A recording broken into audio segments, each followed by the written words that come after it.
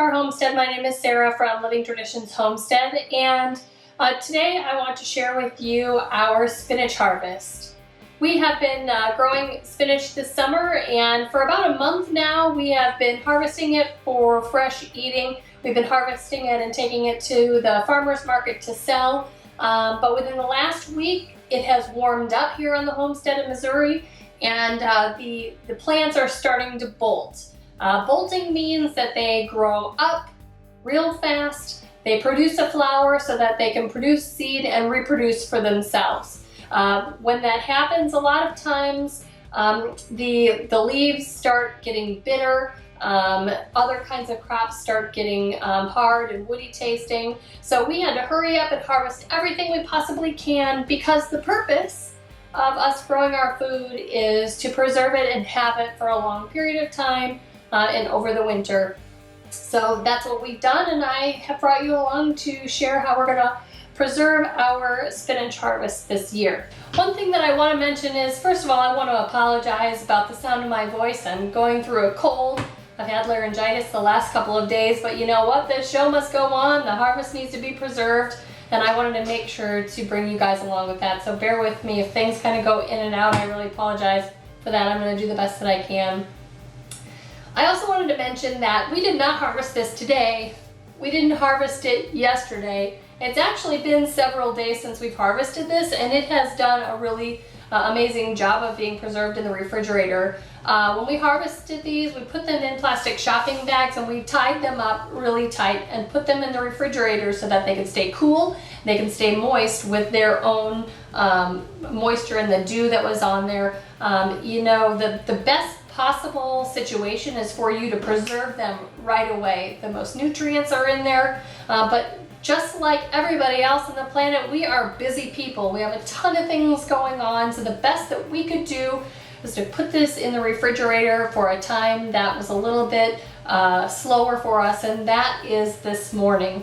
So the first thing that I'm going to do is I need to wash all of this. We will be preserving this today by freezer. So in order for us to do that, we need to wash them really well. Then we need to blanch them, squeeze out the water, and then I'm going to form them into 1 cup measuring cup sizes, put them on a cookie sheet to freeze them individually, and then I will put them all together in a freezer bag into the freezer for use over the winter. So this is going to be the second washing. I washed it once, put it into the other sink to drain, and because spinach is often kind of gritty and stuff, it really has a lot of dirt on it. I'm going to wash it one more time. One thing I'm also doing is I'm watching for leaves that don't look so great, and I'm pulling out any kind of weeds or anything, or any kind of bedding that was stuck in there. I'm just pulling out the yucky stuff.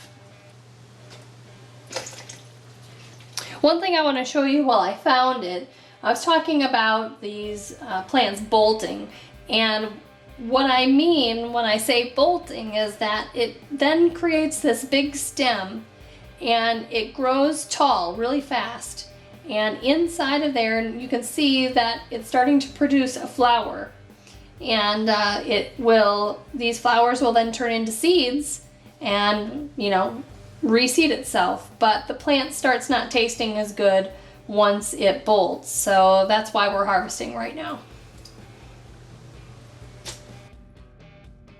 So all of the washing is done, and the end result of that is 3 giant heaping bowls of spinach.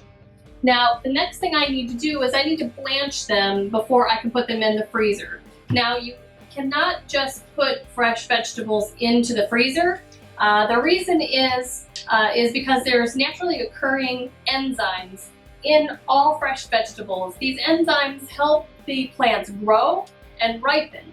And if you put fresh vegetables right into the freezer, those enzymes continue to work, but it starts degrading the nutrients, the color, and just the overall taste of your vegetables. So by blanching them, it stops those enzymes, it maintains the nutrition while it's in the freezer. Now blanching is really just flash boiling, parboiling your vegetables and then cooling them off really fast in some ice water. So I have a big pot here that is boiling. I'm going to turn it back on. It's boiling. And then right next to it I have a big pot of ice water. And then next to that I have a strainer in a bowl that's going to catch a lot of this water to start draining some of that out. And so I think we should just get started.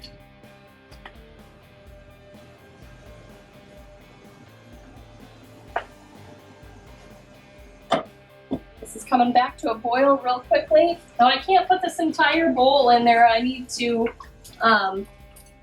just put some of it at a time. And then I'll swirl it around. For spinach, you need to have it blanching in the water for 30 seconds to a minute.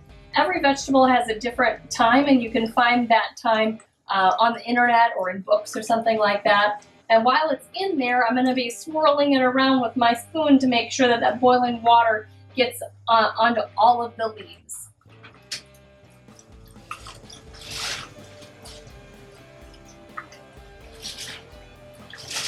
I'm going to put quite a bit in there, but I can't put the whole bowl in there. All right, so I'm going to start counting in my head.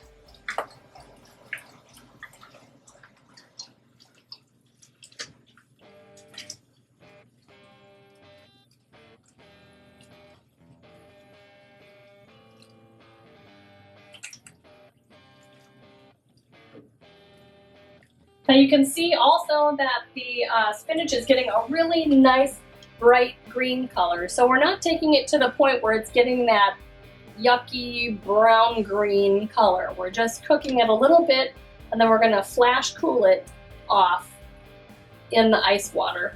Okay.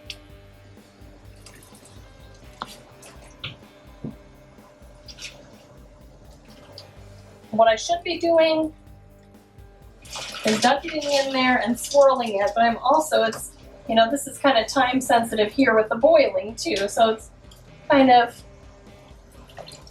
but I don't want to get too much of that boiling water into my ice water. So gosh, I'm just trying to do the best that I can.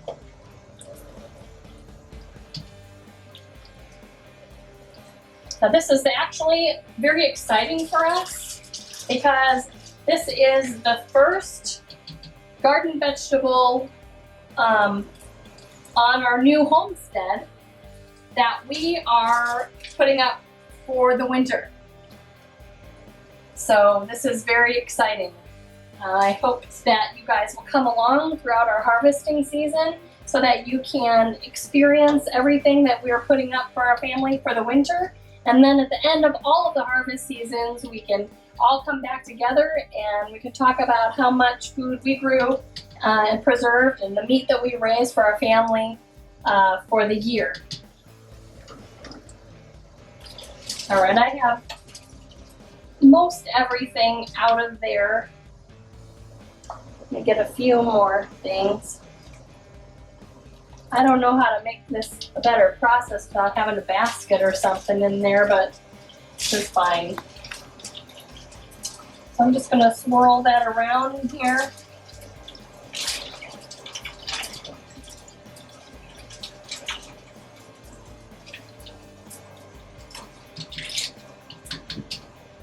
The next part is you take it out of here when it's all nice and cool, and I'm going to put it in my strainer. Now if my stove were closer to my sink, I would just, you know, drop this into the sink or in the strainer in the sink, but I don't have that set up here, so I'm just putting it in a strainer. I'm trying to avoid the ice cubes that are still floating on the top. And I'm just going to continue doing this process over and over until all of it is blanched, ready to be pressed out, and ready to be put into the freezer. I'm just going to keep on going here and we'll check back when I'm done with this part of the process. Okay, so I have all of the spinach blanched, and what I have left is one nice size bowl of blanched spinach. Now, right now, it looks a little bit underwhelming, but I'm going to separate this out into serving sizes so that I can freeze it, and then in the winter, I can just pull out one little serving and either add it into a casserole, a soup, or whatever I can figure out, a pasta dish, something like that. So let me show you how I'm gonna do that, okay? So I'm just gonna take some of this cooked spinach, and I'm gonna pack it into a 1 cup measuring cup. I'm gonna pack it in there kind of like I'm planting a seedling and trying to get all of those air pockets out, so I have a good measurement of 1 cup of cooked spinach. Now if it's too juicy, some of this is a little bit juicy, I'm going to take it over to the sink and I'm going to press on it to get a little bit more of that juice out.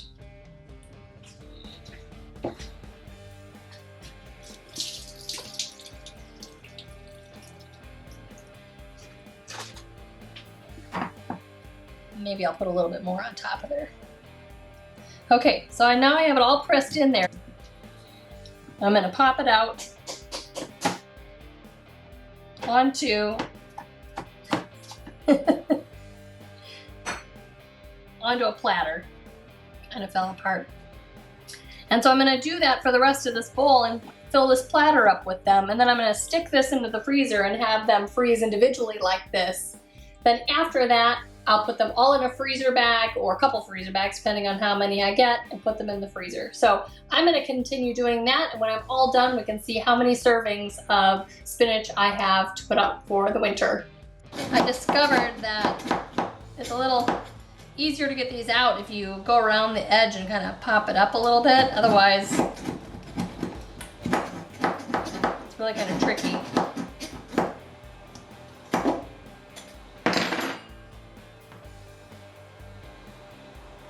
Okay, so that is all of them. So 3, 6, 9. So we got 9 cups, 9 servings, 9 meals worth of spinach. So that's really not a year's supply of spinach for us. So I need to grow some more spinach. I'm gonna try to squeeze in one more harvesting season before the hot summer gets here, and then I'm gonna do 1 or 2 more plantings in the fall to see where we can go. But I'm happy with this 9 meals, maybe, you know, once a month for 9 months or once a week for a couple months. And so, you know, a little bit at a time will get us to our goal of feeding our family from our homestead. So I want to let you know, first of all, that we're going to continue updating you every month how much food that we have raised and saved for our family over the course of the year, and keep a tally so you guys know and we know how much food we can actually grow and raise for our own family, and hopefully you can try some too.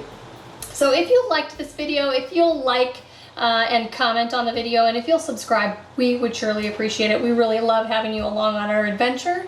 And until next time, take care and God bless. Hey, thank you guys so much for stopping by the homestead today. We do truly appreciate every one of you for wanting to be part of our lives.